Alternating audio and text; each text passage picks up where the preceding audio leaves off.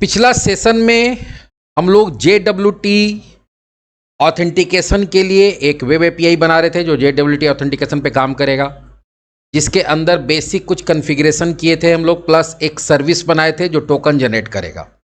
Token generate करेगा तो किसके बेसिस पे करेगा, तो उसके लिए कुछ ऐप सेटिंग जो जेसन के अंदर हम लोग जेसन भी एंट्री किए थे, जहाँ पे की डाले थे, फिर तुम्हारा एक इश्यूअर डाले थे, ऑडियंस डाले थे, सारा कुछ डाले थे। और हम उस दिन भी बताए थे कि जब भी हमारा JWT आता है तो ये जो जेसन का डेटा हम लोग रखे हैं ऐप सेटिंग और जेसन में, वहीं से ऑथेंटिकेट होता है, किसी भी तरह का डेटाबेस कॉल नहीं होता है। तो अब जो हम लोग पिछला टॉपिक कंप्लीट किए थे, जहाँ पर हम लोग टोकन जनरेट करने का एक सर्विस बना लिए थे जो टोकन जनरेट करेगा। टोकन जनरेट होगा क्लाइंट के पास जाकर, लेकिन जब क्लाइंट से आएगा तो फिर उसको क्या करना पड़ेगा, ऑथेंटिकेट करना पड़ेगा। तो आपके एप्लीकेशन को कैसे पता चलेगा कि हमको उसका ऑथेंटिकेशन कैसे करना है, ये तो हम लोग ठीक है यहाँ पे बता दिए कि भाई आपका ये टोकन जनरेट होकर जाएगा, लेकिन अपने एप्लीकेशन को भी, वेब एपीआई को भी ये बताना पड़ेगा आपको कि इसमें जो ऑथेंटिकेशन होगा वो JWT के थ्रू होगा। और JWT ऑथेंटिकेशन करने के लिए जो भी वहाँ से डेटा आ रहा है क्लाइंट से, और जो हमारे पास डेटा हो ऐप सेटिंग डॉट जेसन में जो डेटा है, तो वो ऑथेंटिकेशन किसके थ्रू करेगा, ऐप सेटिंग डॉट जेसन के अंदर डेटा उसके साथ करेगा। तो यहाँ पे उसको लिंक भी करना पड़ेगा कि ठीक है, एक तो ये बताना पड़ेगा आपको कि जो भी ऑथेंटिकेशन होगा वो किसके थ्रू होगा, तो ऑथेंटिकेशन हमारा होगा JWT के थ्रू। दूसरा ये भी बताना पड़ेगा कि ऑथेंटिकेशन के लिए वो इसको इन्फॉर्मेशन जो चाहिए वो कहाँ से मिलेगा। तो वो सारा कुछ के लिए puram.cs के अंदर, अब puram.cs में हम लोग ऑथेंटिकेशन का एक सर्विस ऐड करेंगे। ठीक, ऑथेंटिकेशन का भी हम लोग जो सर्विस बनाया वो ऐड नहीं कर रहे हैं, ऑथेंटिकेशन करने के लिए एक सर्विस ऐड करेंगे। और वो क्या होगा, चलो देखते हैं। उसके लिए अब हम लोग करेंगे, यहाँ पे हम कमेंट भी लिख देते हैं, कॉन्फ़िगर ऑथेंटिकेशन एंड JWT। अब यहाँ पे कुछ कुछ देखो ऑटोमेटिक ये आ रहा है, लेकिन अभी हम पूरा लिखेंगे खुद से, builder.services.add ऑथेंटिकेशन। भाई यहाँ ऑथेंटिकेशन करना, उसके लिए कुछ बता रहे हैं। अब ऑथेंटिकेशन कैसे होगा, तो यहाँ देखो ये अपने आप आ गया, तो चलो ले लेते हैं। यहाँ पे ऑप्शंस दे रहे हैं कि भाई जो ऑथेंटिकेशन होगा वो किसके थ्रू होगा। तो यहाँ पे जो इसका डिफॉल्ट ऑथेंटिकेशन स्कीम होगा और डिफॉल्ट चैलेंज स्कीम होगा, मतलब किसी भी तरह से या तो ऑथेंटिकेशन हो रहा है या कोई क्लेम भेज रहा है, चैलेंज कर रहा है, तो दोनों ही केस में यहाँ पे वैल्यू क्या डाला हम लोग, JWT बेयरर। मतलब हमारा जो भी ऑथेंटिकेशन होगा वो आईडी पासवर्ड के थ्रू नहीं होगा, वो किसके थ्रू होगा, JWT बेयरर के थ्रू होगा। लेकिन अब JWT बेयरर के थ्रू कर रहे हैं, तो अब JWT बेयरर को भी बहुत सारा इंफॉर्मेशन बताना पड़ता है कि भाई ठीक है JWT बेयरर से तो होगा, लेकिन बेयरर के को जो वहां से मान लो टोकन आएगा, तो ये जो JWT बेयरर होगा वो, या जो यहाँ JWT ऑथेंटिकेशन होगा, तो उसके लिए इंफॉर्मेशन कहाँ से मिलेगा और किस तरह से मिलेगा, उसके लिए आपको यहाँ पे करना पड़ता है ऐड JWT बेयरर। यहाँ पे हम लोग JWT बेयरर को ऐड कर रहे हैं, और JWT बेयरर को भी अब ऑप्शंस बताना पड़ेगा। क्या बताना पड़ेगा, ऑप्शंस। क्या ऑप्शन बताना होगा, चलो देखते हैं। ऑप्शन में होगा सबसे पहले यहाँ पे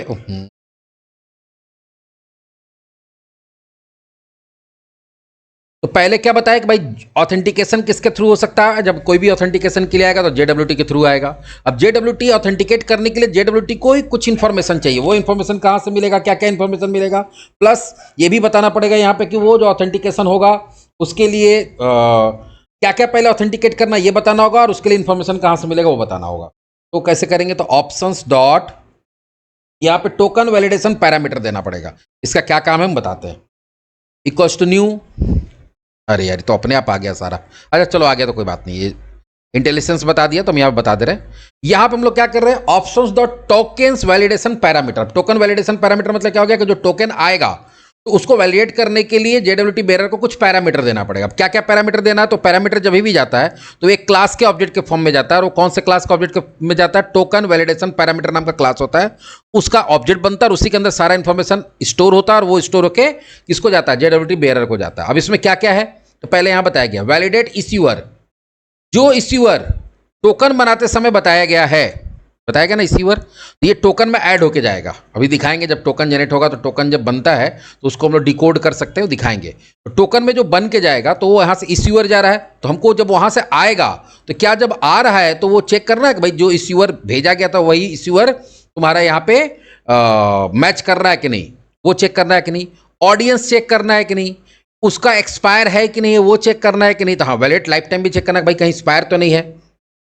प्लस वैलिडेट इश्यूअर साइनिंग की, जो की है उसको चेक करना है कि नहीं, तो हाँ हम लोग सारे चीज को ट्रू कर दिए, ठीक है ट्रू तो कर दिए, लेकिन मान लो कि वहां से बताया कि फलाना एक इश्यूअर है, इश्यूअर में कोई वैल्यू आया तो वैल्यू किसके साथ मैच करेगा, तो अब वो भी बताना पड़ेगा कि जो वैलिड इश्यूअर मेरा कहाँ रखा गया है। तो बिल्डर डॉट कन्फिग्रेशन ऊपर बनाए थे ना हम लोग, configuration builder dot configuration app setting जो जैसे हम लोग जेडब्ल्यूटी इश्यूअर बनाए थे, तो वहां से बिल्डर डॉट कन्फिग्रेशन रीड करके ला के दे देगा।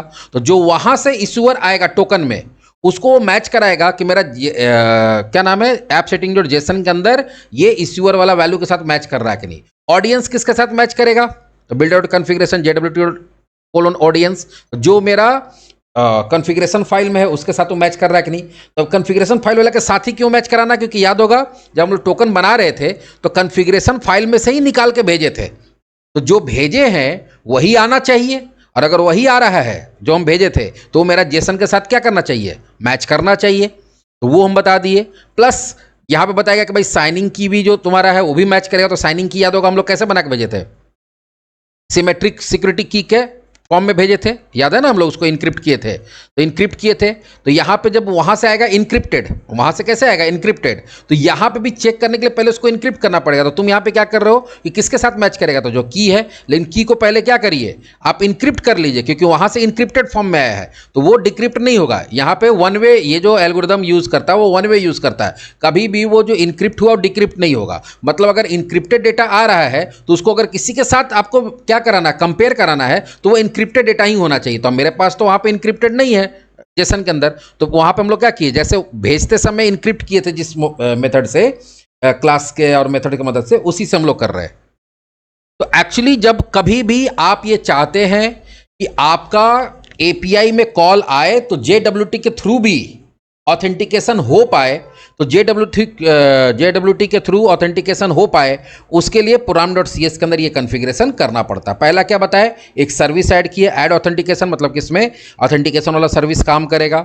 दूसरा कि भाई ऑथेंटिकेशन वाला सर्विस काम करे तो कौन से स्कीम पे काम करेगा, तो जेडब्ल्यूटी बेयरर जो आएगा। अब जेडब्ल्यूटी बेयरर आएगा तो ये कैसे आएगा वो भी बताएंगे, इसी नाम से वो आता है वहां से, तो जेडब्ल्यूटी बेयरर के नाम से आएगा, उसके थ्रू उसको ऑथेंटिकेशन करना है। ऑथेंटिकेशन करने के लिए क्या क्या ऑथेंटिकेट करेगा और उसके लिए इन्फॉर्मेशन कहाँ मिलेगा, तो जेडब्ल्यूटी बेयरर को ऑप्शन के फॉर्म में सारा इन्फॉर्मेशन दे दिया गया।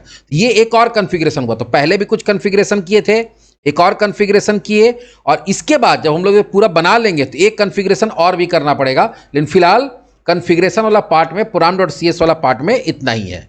उसके बाद एक और कॉन्फ़िगरेशन करना होगा, वो हम थोड़ी देर के बाद बताएंगे जब मेरा एप्लीकेशन क्रिएट हो जाएगा तब। अब आते हैं आगे, ठीक है, हमारा जो program.cs है वो भी कॉन्फ़िगर कर लिए, ऐप सेटिंग डॉट जेसन वो भी कॉन्फ़िगर कर लिए, टोकन जनरेट होगा, ठीक है, तो टोकन कैसे जनरेट होगा, ठीक है, वो भी हम लोग कर लिए। ये सारा काम होने के बाद अब हम लोग फाइनली आएंगे किस में, भाई तुम्हारा ये टोकन जनरेट होगा, तो टोकन जनरेट कब होगा, जब यूजर ऑथेंटिकेट करेगा। यूजर ऑथेंटिकेट कब करेगा, जब यूजर बनेगा, ठीक है। तो अब हम लोग जो लॉग इन लॉग आउट के जो काम होता है वो करेंगे, क्योंकि देखो टोकन जनरेट कब होता है, जब लॉग इन होता है तब, तो लॉग इन लॉग आउट का तो काम करना पड़ेगा, रजिस्टर का तो काम करना पड़ेगा। तो यहां पे हम लोग क्या करेंगे, अब अगर आप चाहते हैं कि भाई ये एक ऐसा एपीआई होगा जिसके अंदर ऐसा कंट्रोलर भी होगा जिसके थ्रू क्या होगा, जिसके through log in log out हो सकता है, प्लस तुम्हारा क्या हो सकता है, यूजर रजिस्टर हो सकता है, उसके लिए क्या करना पड़ेगा, हम लोग को एक कंट्रोलर बनाना पड़ेगा, अकाउंट कंट्रोलर। तो चलिए एक अकाउंट कंट्रोलर बना लेते हैं। यहाँ पे क्या करेंगे, कंट्रोलर ऐड, और यहाँ पे कंट्रोलर। यहाँ ध्यान देना होगा कि नॉर्मल कंट्रोलर नहीं लेना, हम लोग एपीआई बनाए तो एपीआई कंट्रोलर लेंगे और उसका नाम दे देते हैं अकाउंट कंट्रोलर।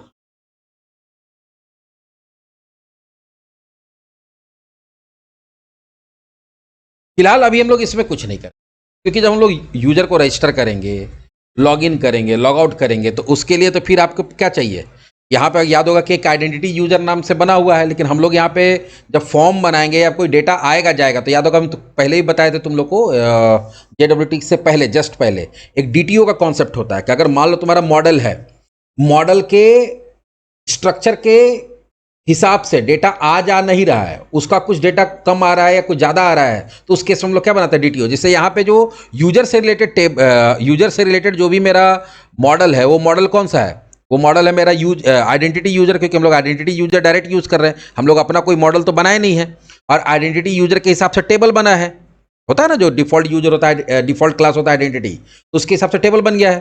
अब टेबल में तो बहुत सारा कॉलम होगा, देख लो एक बार फिर से दिखा देते हैं। टेबल में तो बहुत सारा कॉलम होगा, तो यूजर अगर रजिस्टर कर रहा है तो सारे कॉलम का डेटा थोड़ी भेजेगा, या यूजर लॉगिन कर रहा है तो सारे कॉलम का वैल्यू थोड़ी भेजेगा। वो तो मान लो कि जब रजिस्टर कर रहा है तो वहां से ईमेल आईडी भेज दिया, यूजर नेम भेज दिया, पासवर्ड भेज दिया, जब लॉगिन कर रहा है तो यूजर नेम पासवर्ड भेज दिया, और तो कुछ भेजेगा नहीं।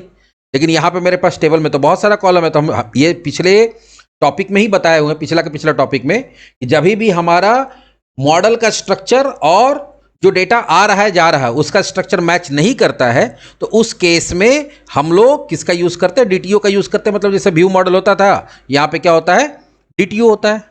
डेटाबेस हमारा है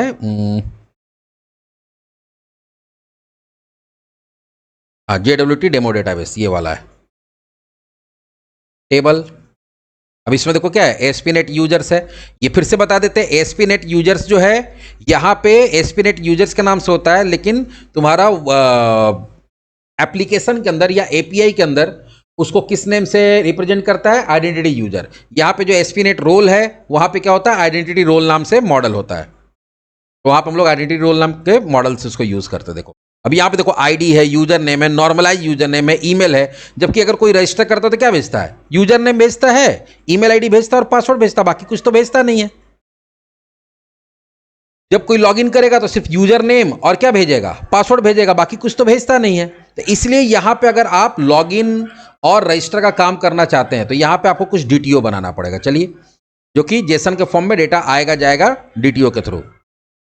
यहां पे एक फोल्डर बना लेते हैं डीटीओ, और इसमें दो हम लोग डीटीओ बनाएंगे, एक बनाएंगे रजिस्टर डीटीओ और एक बनाएंगे हम लोग लॉगिन डीटीओ।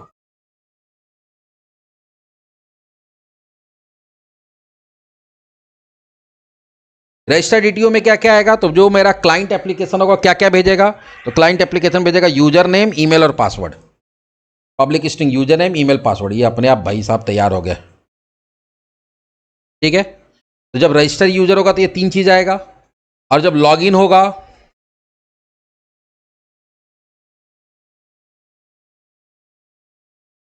लॉगिन डीटीओ, तो उसमें यूजर नेम और पासवर्ड आएगा।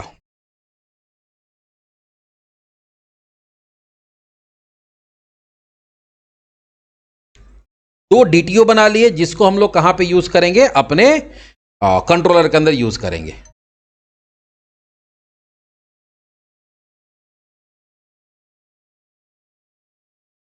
अब फाइनली हम लोग कहां चलेंगे, अपने कंट्रोलर के अंदर। कंट्रोलर के अंदर अगर आपको याद होगा, जब भी यूजर बनाते हैं, रजिस्टर करते हैं या लॉगिन करते हैं, तो उसके लिए दो सर्विस आपको जरूरत पड़ता है। कौन कौन सा, तो पहला होता है user manager, public read only user manager, और उसके अंदर एप्लीकेशन यूजर। एप्लीकेशन यूजर तो नहीं होगा, यहां हमको लगता है आइडेंटिटी यूजर होगा। एप्लीकेशन यूजर बनाए हम लोग, एप्लीकेशन यूजर तो हम लोग बनाए नहीं है।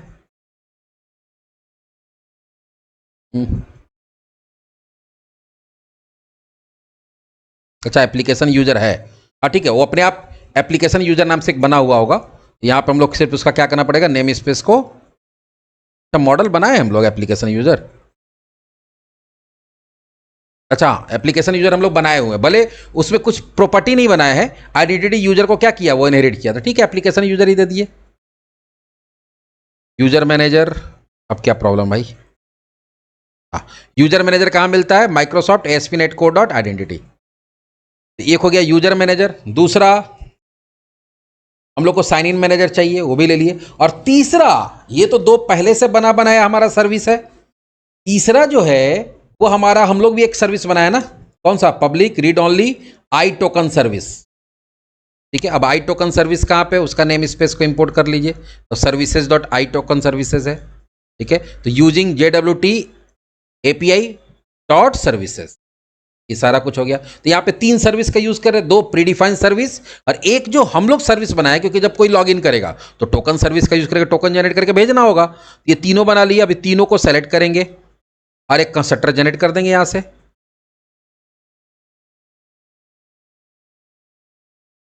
तो मेरे पास क्या आ गया, तीनों सर्विस मेरा इंजेक्ट हो गया यूजिंग कंस्ट्रक्टर इंजेक्शन। अब आपको क्या करना है, अब आपको इसके अंदर एक्शन मेथड्स बनाना है जो क्या करेगा, अलग अलग काम करेगा। जैसे पहला काम क्या होगा, यूजर रजिस्टर होगा। ऐसा तो दो यूजर ऑलरेडी बना हुआ है, लेकिन मान लो कि यूजर रजिस्टर होगा तभी ना लॉगिन होगा। तो पहला क्या होगा, HTTP पोस्ट होगा, क्योंकि यूजर रजिस्टर हो रहा मतलब क्या हो रहा है, वहां से डेटा आएगा, और डेटा जब आएगा तो, और इसका हम लोग URL क्या देना चाहते हैं, रजिस्टर। तो डेटा जब वहां से आएगा तो डेटा इंसर्ट होगा, तो इंसर्ट होगा इसका मतलब पोस्ट ऑपरेशन हो रहा है। उसके बाद यहां क्या करना होगा, पब्लिक एसिंक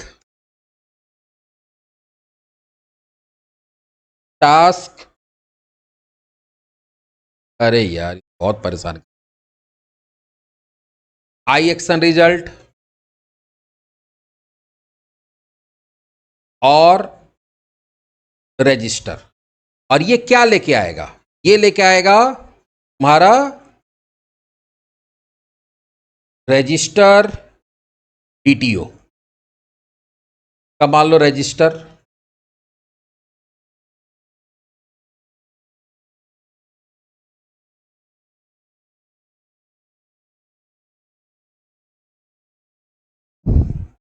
अब आपको क्या करना, जो यूजर आया है उसके बेसिस पे क्या करना, जो डिटेल आया है उसके बेसिस पे आपको यूजर को रजिस्टर करना है। तो यहां पे अगर हम लोग को याद होगा कि DTO का काम क्या होता है, सिर्फ क्लाइंट से डेटा लेके एक्शन मेथड तक पहुंचाना और एक्शन मेथड से डेटा को क्लाइंट तक भेजना। डेटाबेस में इसका कोई यूज नहीं, डेटाबेस में ओरिजिनल यूज होता है। तो वहां से मेरे पास आ रहा है DTO में, लेकिन डेटाबेस में जब इसको डालना होगा तो उसको ओरिजिनल वाला जो हमारा क्या है, ओरिजिनल जो मेरा मॉडल है उसमें कन्वर्ट करना पड़ेगा। तो ओरिजिनल मॉडल कौन है, एप्लीकेशन यूजर का user equals to new application user. और जो जो डेटा चाहिए, जैसे हमको यूजर नेम भेजना है, यूजर नेम जरूरी होता है, ईमेल, रजिस्टर का ईमेल, और तीसरा क्या था, पासवर्ड। पासवर्ड तो नहीं देना होगा, पासवर्ड है हम लोग बाद में देंगे। यहाँ पे दो चीज ट्रांसफर कर दिए, क्या क्या ट्रांसफर कर दिए, तो पहला ट्रांसफर कर दिए हम लोग यूजर नेम और दूसरा ईमेल। जब मेरा एप्लीकेशन यूजर का ऑब्जेक्ट बन गया तो इसको हम लोग क्या कर सकते हैं, डेटाबेस में भेज सकते हैं। डेटाबेस में कैसे भेजते हैं, तो डेटाबेस में भेजने के लिए आपको यूजर क्रिएट करना पड़ेगा। तो इसके लिए क्या करेंगे, where result equals to await और user manager dot create async, और यहाँ पे यूजर का ऑब्जेक्ट लेता है और दूसरा पासवर्ड लेता है, तो पासवर्ड तो यहाँ से आ गया। अब अगर रिजल्ट सक्सीड है तो रिटर्न ओके, और एक मैसेज भेज दे रहे हैं, यूजर क्रिएटेड सक्सेसफुली। नहीं तो यहाँ पे क्या रिटर्न भेज रहे हैं, रिटर्न बैड रिक्वेस्ट, और यहाँ क्या लिख दिए, फेल टू क्रिएट, एक मैसेज भी चला जा रहा है वहां पे। इस तरह से मेरा क्या हो गया, इस तरह से हम लोग एक बना लिए, क्या हमारा एक्शन मेथड API के अंदर। तो ये तो नॉर्मल सारा काम उसी तरह से हुआ जैसे नॉर्मल करते, बस इस बार हम लोग ये काम हम लोग जो एडीटी फ्रेमवर्क के अंदर करते थे वही काम यहाँ पे किए, API के थ्रू करेंगे इसको काम। अगला लॉगिन है, चलो लॉगिन का भी देख लेते हैं। तो लॉगिन में क्या होगा तुम्हारा, लॉगिन में भी डेटा आएगा वहां से, भले हम लोग डेटाबेस में कुछ चेंजेस नहीं करेंगे लेकिन डेटा तो वहां से आ रहा है। तो जब डेटा आता है तो क्या होता है, HTTP पोस्ट होता है। चलिए, क्योंकि वो डेटा दे रहा है आपको, वहां से क्लाइंट डेटा देगा, HTTP पोस्ट। लॉगिन में भी पोस्ट ही होता है, और इसका URL देते हैं लॉगिन, यूज करते समय आसान हो। अब इसका एक्शन मेथड बनाते हैं, public async task I action result और लॉगिन। और ये कौन सा लॉगिन लेके आएगा, लॉगिन DTO का ऑब्जेक्ट लेके आएगा, लॉगिन नाम से ही ले लेते हैं। अब अगला काम क्या होगा, अगला काम ये होगा कि भाई जो DTO आया है तो इस DTO से तो काम होगा नहीं, आपको चाहिए लॉगिन करने के लिए ओरिजिनल ऑब्जेक्ट। यहां देंगे where user equals to await, और यहां होगा यूजर मैनेजर डॉट, पहले ऑब्जेक्ट सर्च करेंगे कि उस लॉगिन नेम का ऑब्जेक्ट है या नहीं। अरे यार, तब तुम ही लिख दोगे तो हम पढ़ाएंगे क्या। तो पहले क्या किए, जो लॉगिन आया उसका यूजर नेम पास करके फाइंड बाय नेम एसिंक करके हम यूजर का ऑब्जेक्ट निकाल लिए। अब अगर ये दो चीज होगा, या तो यूजर का ऑब्जेक्ट मिलेगा, ठीक है, या तो नहीं मिलेगा। अगर यूजर का ऑब्जेक्ट इक्वल्स टू नल है, यहीं से हम लोग दे देंगे return bad request, invalid user ID या इनवैलिड यूजर नेम।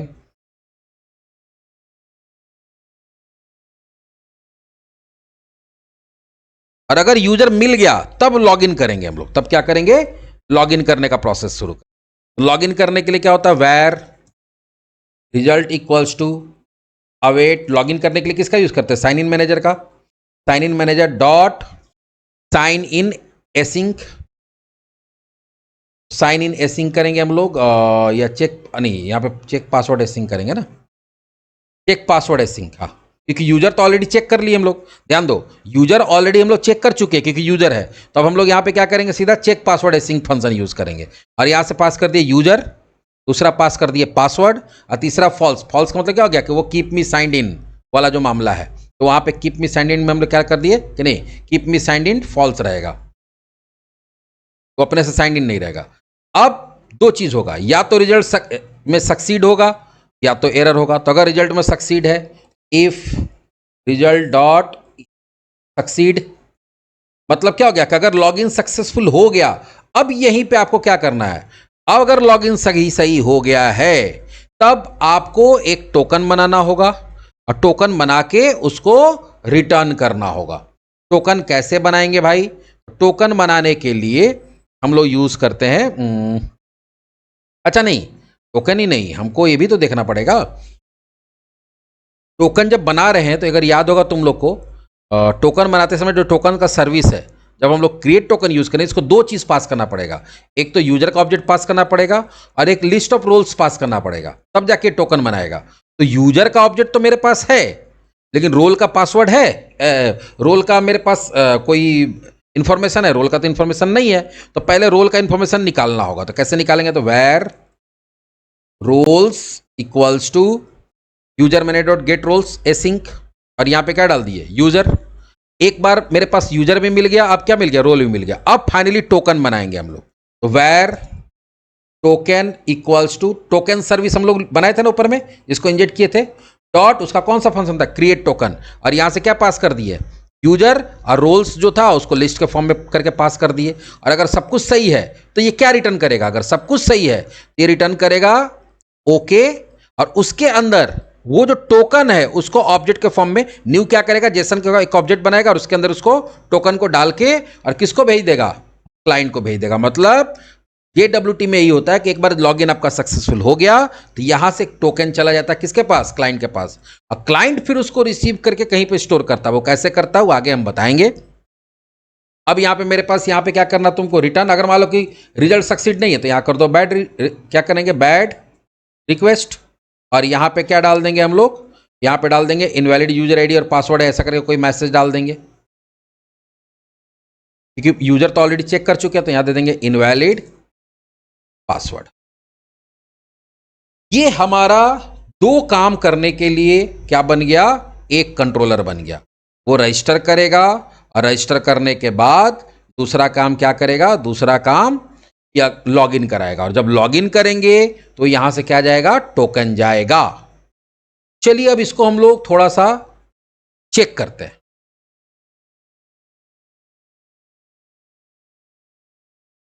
एक काम तो हम लोग किए नहीं, यूजर जब रजिस्टर कर रहे हैं तो उसमें रोल नहीं बताएं कहीं पे भी। तो रोल के लिए क्या करना होगा हम लोग को? ओ हो यहां गड़बड़ हो गया, यहाँ थोड़ा सा गड़बड़ हो गया हम लोग का, और दो तीन काम और भी करना पड़ेगा। क्योंकि देखो हम लोग यहाँ रोल मैनेजमेंट भी कर रहे हैं, तो यूजर बनाते समय तो रोल डाले नहीं है। एक उपाय ये है कि फिलहाल तुम क्या कर सकते हो? फिलहाल तुम ये कर सकते हो, एक रोल ऑटोमेटिक डाल दो, जो भी बनेगा। फिलहाल अभी यूजर बनेगा, बाद में हम इसमें भी बता देंगे कि नहीं हम चाहते हैं कि नहीं यूजर फॉर्म से सेलेक्ट करेगा डालेगा। अगर यूजर बन रहा है जहां रजिस्टर कर रहे हैं हम लोग, एक बार जब यूजर सक्सेसफुली बन जा रहा है तो आप हम लोग क्या करेंगे? उसको रोल असाइन कर देंगे। क्या कर देंगे? Role assign. रोल असाइन के लिए क्या करते हैं हम लोग? याद होगा तुम लोग, कोई भी यूजर को रोल असाइन करने के लिए यूजर मैनेजर का यूज करते हैं। एक बार सक्सेसफुल हो गया, यूजर मैनेजर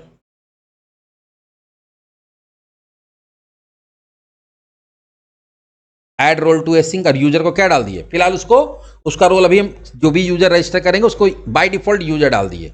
तुम चाहते हो कि नहीं ये यूजर डेटा जब यूजर है वो क्लाइंट ही डाले, तो फिर तुमको क्या करना पड़ेगा? चलो कर ही देते हैं, तो फिर बाद में रह जाएगा, पेंडिंग तो रह जाएगा। रजिस्टर यूजर में जाएंगे, और यहां एक फील्ड और बढ़ाना होगा तुमको, पब्लिक स्ट्रिंग रोल। ठीक है, तो यहाँ पे हम लोग क्या कर देंगे कि वो रोल भी लेके आएगा।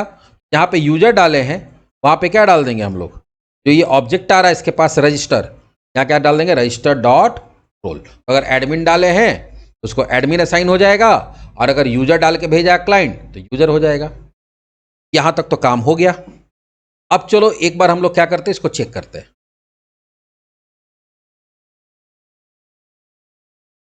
स्वैगर शायद कॉन्फ़िगर किए थे हम लोग, आ गया। अब मेरे पास देखो क्या है, अकाउंट कंट्रोलर है, रजिस्टर और लॉगिन। पहले रजिस्टर करेंगे, राइट आउट। अभी एक मांग रहा है यूजर नेम, यहां देते हैं विकास 123। ईमेल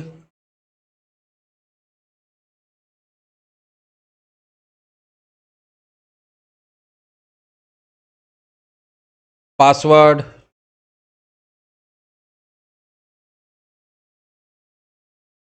और रोल को एडमिन बनाते हैं।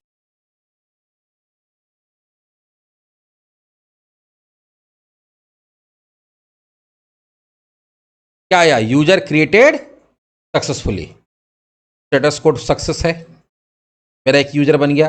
ओके, चलो डेटाबेस में देख लो, बन गया ना विकास 123। चलो एक और बना लेते हैं,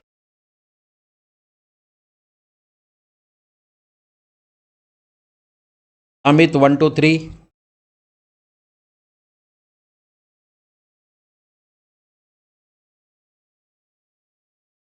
अमित 123 और यहां पे दे दिए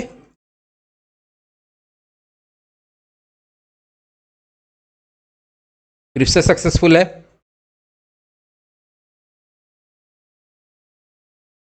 अभी जेडब्ल्यूटी का कोई काम नहीं हुआ, अभी रजिस्टर वाले में जेडब्ल्यूटी का कोई काम नहीं है। जेडब्ल्यूटी का काम कब होता है, जब हम लोग लॉग इन करते हैं। अब चलिए लॉग इन करिए, राइट आउट। अब यहां आईडी पूछ रहा, चलो देते हैं विकास 123, फिर तुरंत रजिस्टर किए हम लोग। अब पासवर्ड क्या डाले हैं, pass@123। ये देखते हैं काम करता है कि नहीं। काम करता तो हमको क्या रिटर्न करता है, नीचे चलते हैं, ध्यान से देखो काम मेरा हुआ। अब देखो पहले यहां से रिक्वेस्ट किया लॉगिन को, बोला हम कुछ भी ले सकते हैं, डेटा हम जेसन में भी ले सकते हैं, आईडी ये, पासवर्ड ये चला गया बॉडी। जब वहां से लॉगिन हुआ तो वहां से देखो क्या आ रहा है, रिस्पॉन्स हेडर, भाई जेसन के फॉर्म में डेटा भेजे, कब भेजे, जो भी सर्वर वगैरह नाम बता दिया। वहां से क्या आया, वहां से आया तुम्हारे पास देखो यही है तुम्हारा जेडब्ल्यूटी। अब इस जेडब्ल्यूटी को जो अंडर डबल कोड से उसको छोड़ के बाकी को कॉपी करते हैं, और ये जेडब्ल्यूटी को हम लोग इंस्पेक्ट कर सकते हैं। कैसे, एक होता है वेबसाइट jwt.io में जाओ और यहां पे अपना जेडब्ल्यूटी को पेस्ट करो। देखो वो साइनिंग की छोड़ के बाकी इंफॉर्मेशन बता देगा तुमको। देखो या सबसे पहले क्या बता रहा है, इसके लिए एल्गोरिदम कौन सा है, देखो हेडर है, ये क्या हो गया हेडर, बताया था ना 3 पार्ट होता है, एक होता है हेडर, दूसरा होता है बॉडी पेलोड, और तीसरा क्या होता है सिग्नेचर। सिग्नेचर बताया था ना 256 बिट लॉन्ग होना चाहिए, वो यहां पे देखो है। तो यहां पे क्या हो गया तुम्हारा 256 बिट का मतलब हो गया 8 बाइट्स, टोटली जो है उसका साइज क्या होना चाहिए 8 बाइट्स। यहां पे देखो बता रहा है कि भाई एल्गोरिदम कौन सा यूज हुआ है, HS256 वहां हम लोग किए हैं। डेटा किस तरह से है, जेडब्ल्यूटी के फॉर्म में। अब यहां पे देखो क्या क्या डेटा है, ये है एक्सपायरी। एक्सपायरी में देखो यहां पे जब इसमें माउस लेके जा रहे हैं वो मिली सेकंड के फॉर्म में, तो देखो दिख रहा है वेडनेसडे अगस्त 5, हम लोग 2 दिन ऐड किए थे ना, तो आज 3 तारीख है तो 5 तारीख दिखा रहा है। 5 तारीख तक ये क्या रहेगा, वैलिड रहेगा मेरे डिवाइस पर, अगर कहीं पे इसको यूज किए। इसका इश्यूअर कौन है, देखो दिखाओ ना जेडब्ल्यूटी एपीआई डेमो। और ऑडियंस कौन है, ऑडियंस है माई वेब एपीआई जो वहां पे था, प्लस यूजर नेम क्या है, देखो पासवर्ड नहीं है लेकिन यूजर नेम है यहां पे, ठीक है, यूजर नेम यहां पे है, यूजर नेम आ गया यहां पे देखो। बाकी यहां पे सीक्रेट की हम लोग को नहीं दिखता है तो नहीं दिखेगा, क्योंकि यहां पे 3 पार्ट में देखो, ये हो गया हेडर जो रेड कलर में है, ये हो गया तुम्हारा पेलोड जो कि सारा देखो इनक्रिप्टेड फॉर्म में है, और ये हो गया तुम्हारा सिग्नेचर ग्रीन वाला तुम्हारा क्या है। ये तो भाई साहब हमारा की दे रहा है, ये तो आ गया, चलिए की आ गया। अब फाइनली हम लोग कोई ऐसा रिसोर्स बनाएंगे जो क्या रहेगा, सिक्योर्ड रहेगा। सिक्योर्ड का मतलब क्या हो गया कि जिसको यूज करने के लिए यूजर को ऑथेंटिकेट कराना जरूरी है। तो अब ये काम कैसे करेंगे, तो इसके लिए एक कंट्रोलर ऐड करते हैं हम लोग, सिर्फ डेमो कंट्रोलर ऐसे ही मान लो किसी भी नाम से कर देंगे जिसको हम लोग कॉल करेंगे बाद में। तो यहाँ पर हम लोग सिक्योर कंट्रोलर या कोई भी नाम से कंट्रोलर बना लेते हैं ना, जैसे मान लो कि स्टूडेंट कंट्रोलर एक बना लेते हैं। राइट क्लिक,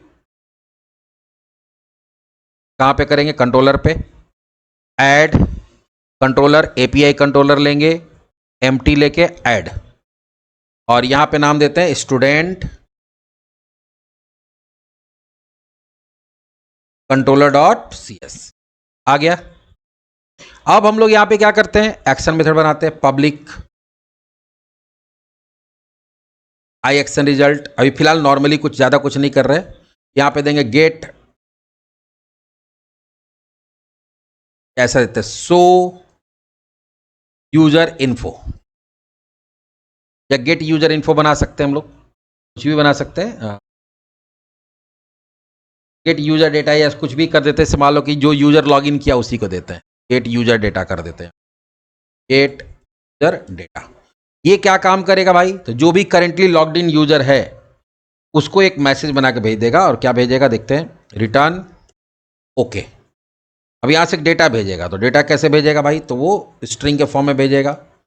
यहां पे दे दिए डॉलर, और यहां लिखेंगे हेलो और user dot identity dot name, you are authorize to access this data.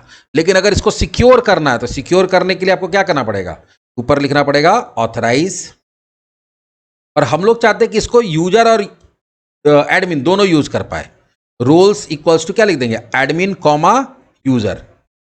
ये वाला एक्शन मेथड को यूजर भी कर सकता है एक्सेस, ठीक है, और एडमिन भी कर सकता है। और एक ऐसा कुछ ऐसे ही बना देते हैं समझने के लिए, यहां पे हेलो यूजर लिख देते हैं, ठीक है, और एक करते हैं जिसको सिर्फ एडमिन कर सकता है, यहां करते गेट एडमिन डेटा कर देते हैं, और यहां पे क्या कर दिए, हेलो एडमिन। एक है जिसको यूजर भी लॉगिन करके यूज कर सकता है और एडमिन भी कर सकता है, और दूसरा जो है कि जिसका रोल एडमिन रहेगा वही कर सकता है। अब तो हमारा काम हो गया, चलिए एक बार इसको टेस्ट करके देखते हैं।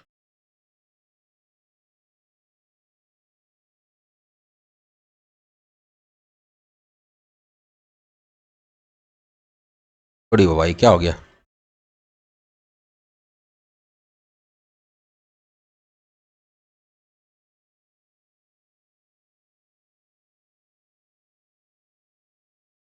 अच्छा यहाँ पे हम लोग ये सब नहीं दिए हैं, HTTP get, HTTP post, method तो बताया ही नहीं यहाँ पे। ये भी HTTP गेट ही होगा क्योंकि ये डेटा दे रहा है, दोनों गेट मेथड होगा, इसलिए स्वैगर रीड नहीं कर पा रहा।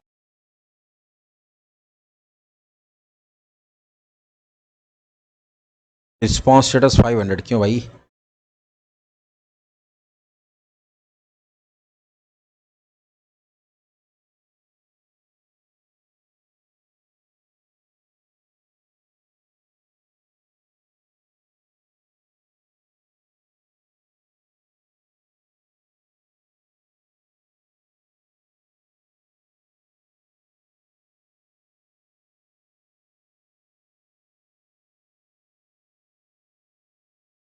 क्या नया समस्या खड़ा हो गया भाई, इसमें लगता है कुछ गड़बड़, रुक जाओ।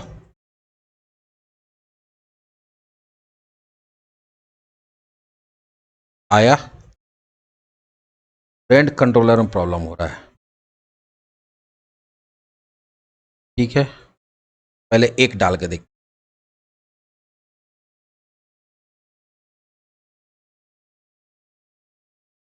आया, मतलब दो स्टूडेंट नहीं ले रहा, मतलब दो गेट, अच्छा हाँ ये प्रॉब्लम हो रहा, समझ में आया।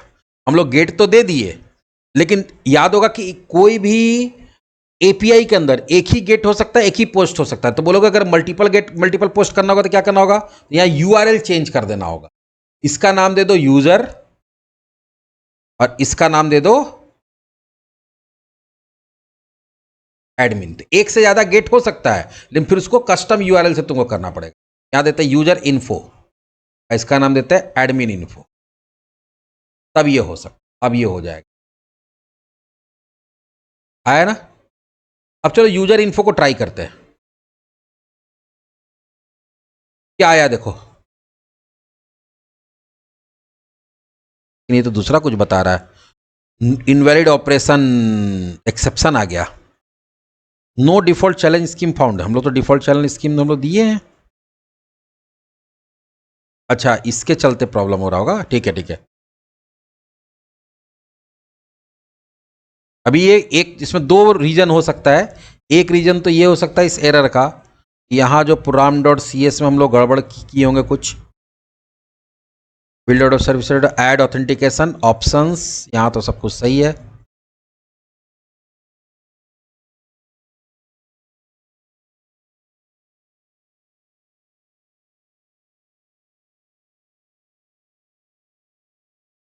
नीचे तो किया हुआ यूज ऑथेंटिकेशन यूज ऑथराइजेशन में भी सब कुछ सही है, इसमें तो गड़बड़ दिख नहीं रहा हमको। और कुछ तो नहीं छूटा है। अच्छा एक चीज और, एक मिनट ऐड ऑथेंटिकेशन किए हम लोग, सर्विस ऑथराइजेशन नहीं किए। Builder dot services dot add authorization, ये भी करके एक बार चेक कर।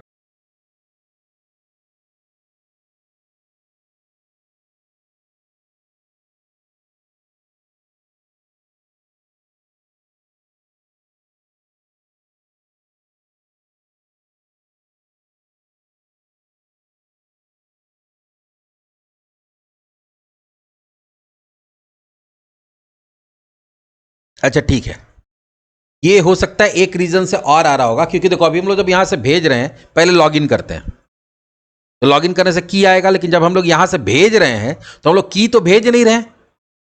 अब कभी भी देखो, कोई भी जो ऐसा कोई रिसोर्स है जिसको आप सिक्योर करके रखे ऑथराइज से, तो ऑथराइज से अगर सिक्योर करके रखे हैं तो जब तक लॉगिन नहीं करेंगे तब तक काम होगा नहीं। तो हम लोग तो लॉगिन नहीं किए। अच्छा चलो लॉगिन कर लेते हैं पहले, फिर भी नहीं होगा, फिर भी नहीं होगा, क्यों नहीं होगा हम बताएंगे। यहाँ पे हम लोग लॉगिन करते हैं और यहाँ पे देते हैं क्या था, विकास 123, और पासवर्ड था pass@123।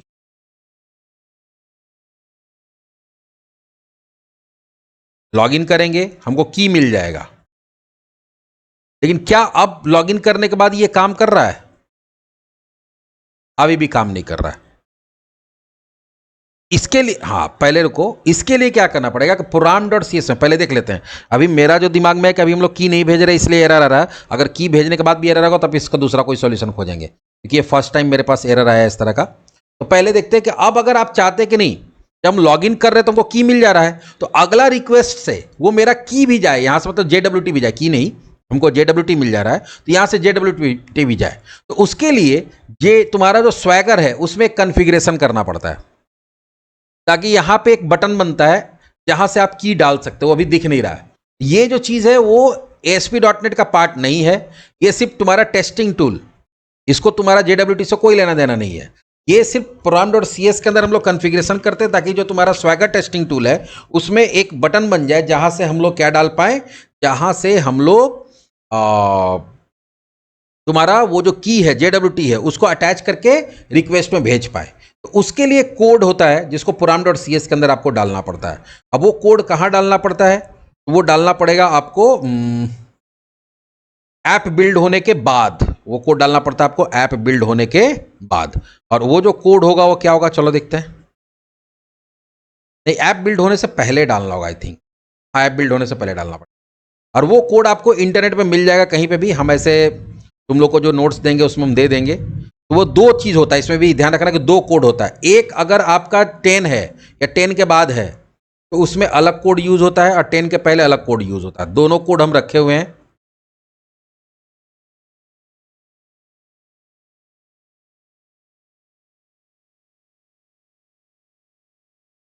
Swagger swagger swagger JWT कहाँ चला गया, यही दिक्कत होता है, खोजो तो मिलेगा नहीं।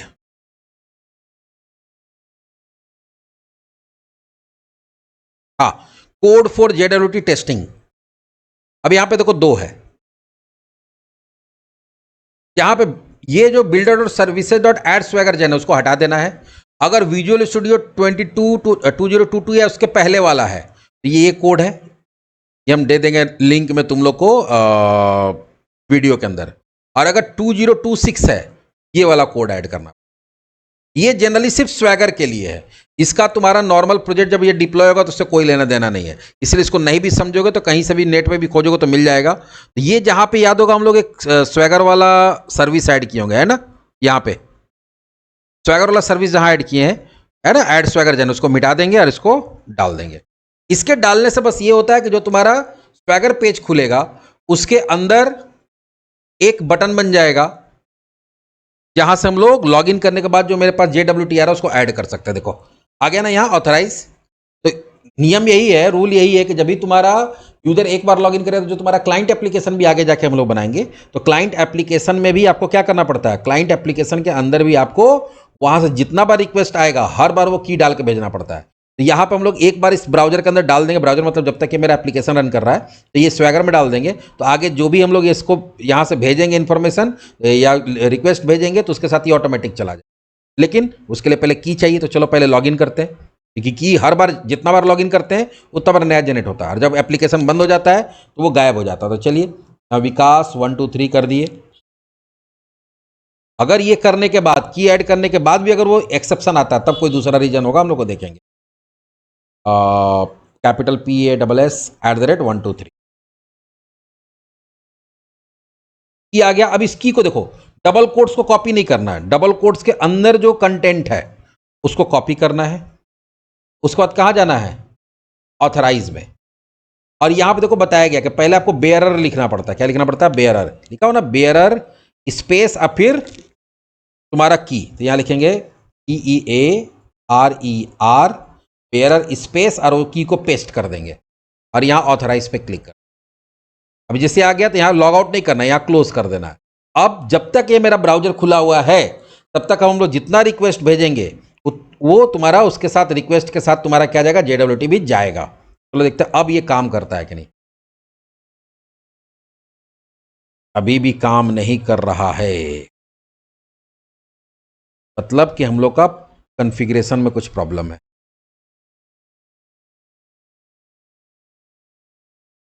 भी बोले कि पहली बार आया, इस तरह का एरर कभी आया नहीं है। ठीक है, एरर है तो उसका सॉल्यूशन भी होगा, हम लोग को इसको देखना पड़ेगा अच्छा से। ऐड कंट्रोलर ये वाला पार्ट को, builder dot service dot add authentication, सही है। वहां पे ऑप्शंस, क्योंकि हम लोग इसको कॉन्फ़िगर तो की,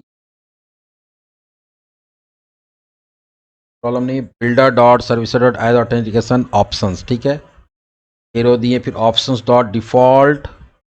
हाँ यहां पे गड़बड़ है, वही बोले कुछ तो गड़बड़ है, यहां पे गड़बड़ हुआ है। ये कहां से आ गया भाई, ये लगता है कि ये हम लोग छोड़ दिए थे, मालूम है किसमें, यही गड़बड़ हुआ। वही बोले कि पहले कभी नहीं आया, कैसे आ रहा है हो वो, और ये ऑटोमेटिक जनरेट हुआ था तुम्हारा इंटेलिजेंस से। यहाँ पे तुम्हारा क्या होगा, यहाँ पे तुमको बताना पड़ता है कि डिफॉल्ट बेरर स्कीम क्या होगा। यहाँ देना होगा JWT challenge bearer defaults dot, यहाँ पे हो जाएगा ऑथेंटिकेशन स्कीम। इसी कारण से ये आ रहा था ऑथेंटिकेशन स्कीम, और यहाँ पे भी वही होगा सेम।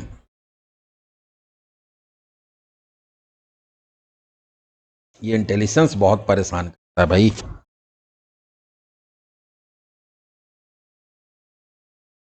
आ गया देखो, ये यहां पे याद याद रखना, ये जो है डिफॉल्ट स्कीम में JWT डिफॉल्ट डॉट ऑथेंटिकेशन, जो JWT बेरर का जो डिफॉल्ट स्कीम होता है, इसलिए वहां बार बार बोला कि स्कीम ऐड नहीं हुआ।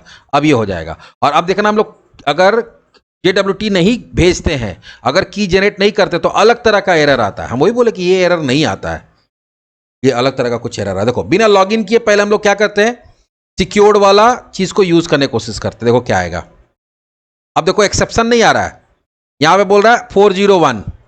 401 किसके लिए होता है भाई, चलो देखते हैं। 401 एरर कोड बोलेगा अनऑथराइज एक्सेस के लिए होता है। किसके लिए होता है ना, अनऑथराइज एरर, मतलब कि आप ऑथराइज नहीं है इसको यूज करने के लिए। क्यों, क्योंकि आप लॉगिन नहीं किया। अच्छा तो बोलो सर हम लॉगिन कर लेते हैं, क्या दिक्कत है, कर लो। विकास 1 2 3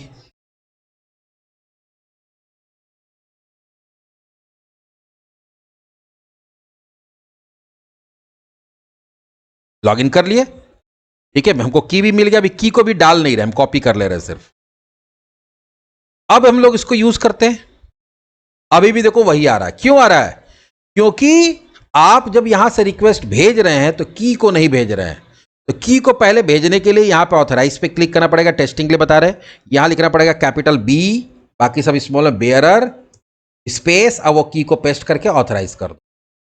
अब एक बार जब आपका की आ गया, मतलब आपको अब लॉगिन करने के लिए जरूरत नहीं है। अब इसको वापस से हम लोग क्या करते हैं, एग्जीक्यूट करते हैं।